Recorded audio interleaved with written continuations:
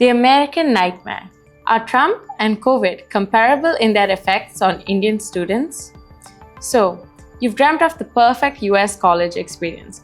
The lawns, the libraries, spring break and American football, and of course, the prized optional practical training OPT work visa after graduation.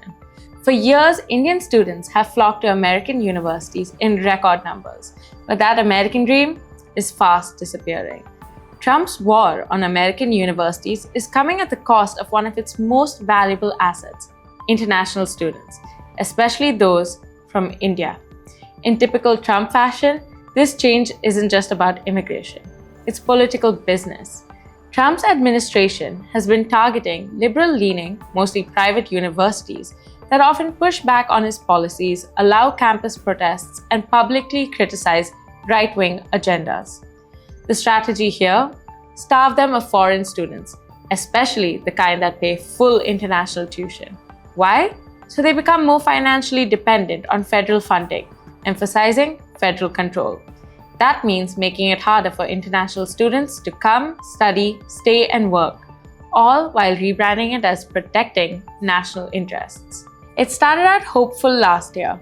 On June 21, 2024, Trump campaigned on the All In podcast and said he wanted to give out green cards to international graduating students. You graduate from a college, I think you should get automatically, as part of your diploma, a green card. You have to be able to recruit these people and keep the people.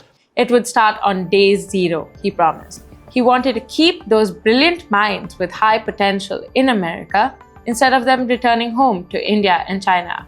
Now, exactly 1 year later, Trump seems to have changed his mind. In a press conference on May 30th, speaking on his battle with Harvard, Trump defended his fight, saying he wants foreign students, but not students that are causing trouble. The trouble in this case? International students funding liberal universities that do not align with his beliefs. The last 6 months has been nothing short of a roller coaster for both incoming and current students.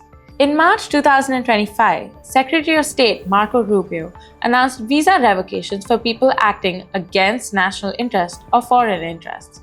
Some visas were revoked due to pro-Palestinian protests, others for minor infractions with the law enforcement. But nobody could have predicted what followed after. In April, SAVIS, the student and exchange visitor system that monitors legal status of all international students in America, took a big hit. The government cancelled SAVIS records for over 1,000 students, many from India and China, over minor or dismissed charges like jaywalking, reckless driving, or simply attending a protest. Their status shifted from legal to illegal, and soon after, their visas were revoked. Further threats followed in May. Trump's nominee for USCIS, the United States Citizenship and Immigration Services, Joseph Edlow, proposed ending OPT and STEM OPT, the programs that let international students work in the US after graduation for 1 to 3 years. He argued that these jobs were being taken away from Americans in favor of foreign students. This move alone would hurt over 240,000 students, many of them Indian engineers and tech graduates who dominate STEM fields. In June 2025, US embassies and consulates paused all new visa interviews while the administration prepared a new social media vetting policy. Liking posts and reels that hinted at any anti-Trump propaganda could be detrimental to your visa application. We're going to continue to vet, and we continue to have an interest. Again, whether they be student or if you're a tourist who needs a visa or whoever you are, we're going to be looking at you. And now, in July, the administration has proposed a fixed stay rule, a bureaucratic nightmare for students who would no longer be allowed to stay in the US as long as they're enrolled. But what exactly is fixed stay, and why should you care? Currently, all 15.8 lakh international students can stay in the US as long as they're enrolled full-time in academic programs. This is called duration of status. It's flexible and it works well. The Trump administration wants to replace that with fixed stay. If implemented, the fixed stay model would slap a hard expiry date on a time-specific student visa. International students would need to constantly reapply for extensions and legal status, even possibly from their home country, with no clarity on how and when they'll be processed. It could be every year or even every semester. It's a bureaucratic trap, with higher scrutiny and insecurity for students every time they reapply, one that opens the door to random denials, deportation risks, and skyrocketing visa costs for students. The rule is under review at the Office of Management and Budget and could be issued as interim final rule, coming into effect immediately without public comment. All this despite the fact that only 3.6% of students overstayed their visas in 2023, a number that does not pose a real threat. Thousands of students in the USA have been impacted by these changes. For the people who this comes as a sudden change to, I find this extremely unfair. But personally, I don't intend on staying in the US for more than 3 years, which is when my visa expires, and then I'm done and out. Imagine you're a student in good standing. You get pulled over for a minor violation. DHS runs your name through the criminal database, and your service record is suddenly terminated. Next, your visa gets revoked. You're now out of status, an illegal alien, so to speak, so you leave the country. But even if your service is reinstated, your visa is not. And if you left, you cannot re-enter. This nightmare has been a reality for many. Since January 2025, over 4,700 service records have been terminated and more than 1,600 visas revoked, mostly over non-criminal incidents or free speech activities protected under the First Amendment. Students weren't warned. They weren't charged, but they were still punished. Some service statuses were reinstated, aided by immigration lawyers and courts after legal pressure from mounting lawsuits. While this reversal offered some relief, visas cannot be reinstated so easily.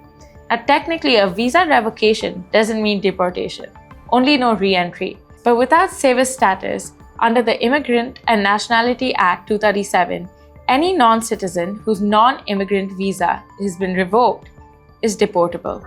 That's the danger here. The Trump administration may have a legal path to deport students they see as trouble or inconvenient. The fallout? It affects both Indian students and America. Indian students alone make up 27% of all international students in the USA. A total of 4.2 lakh were enrolled in 2024. That was up 11.8% from 2023. How? That number is falling and may fall even faster. Student numbers may have increased in 2024, but visa issuances did not. This continues even now. Between March and May 2025, only 9,906 F1 visas were issued to Indian students, hitting a new low since the pandemic. This marks a 27% drop compared to the same months in 2024, where 13,478 visas were issued, and even lower than 2022, when 10,894 visas were granted during the beginning of the post-COVID surge. This decline in incoming students reflects a broader trend. From January to September 2024, F1 visas issued to Indian students dropped by 38% compared to the same period in 2023. After a count of 93,181 in 2022, up from 65,235 in 2021, the number of student visas has seen a sharp downturn since 2024. While COVID-19 may have triggered a steep downfall in the visa numbers at the beginning of the decade, the current decline is definitely affected by Trump's administration, who relish adding more uncertainty for prospective Indian students. As for current students, Boston College studied service data and reported a 28% drop in total active international Indian students, almost a third. But this isn't just a student issue, it's an economic one. Universities are already feeling the pinch.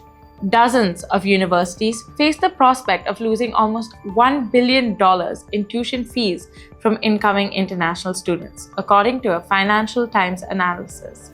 The full tuition from international students finance facilities and subsidizes domestic education. Losing them means losing money and independence because federal funding under Trump comes with many strings attached. From Silicon Valley to Wall Street, the US has also long relied on international talent. Foreign students contribute roughly $43 billion to the US economy. They support over 378,000 jobs on campuses and local communities.